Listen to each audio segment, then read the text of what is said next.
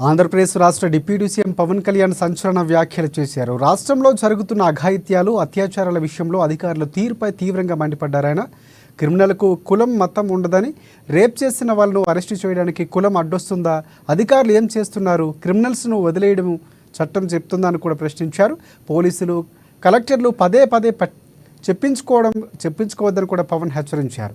శాంతి భద్రతలు కాపాడటంలో నిర్లక్ష్యం వహిస్తే ఊరుకోదలేదని హెచ్చరించారు పవన్ కళ్యాణ్. ధైర్యం లేని కాడికి ఎందుకు పోలీసు ఉండటం? బాధ్యత కదా పోలీసుకి. రాజకీయ నాయకులు, ఎమ్మెల్యేలు అందరూ ఉన్నారు దేనికి? ఓట్లు అడగడానిక? బాధ్యతలు నిర్వర్తించడానికి కాదా?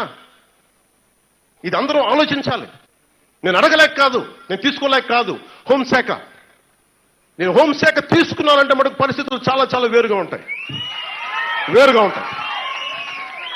మీకు ఎలా ఉండాలంటే ఇలాంటి క్రిమినల్స్ కి ఉత్తరప్రదేశ్ లో యోగి ఆదిత్యనాథ్ గారు చేసినట్టుగా చేయాలి మీ అందరికీ. అప్పుడు కానీ మీరు మాట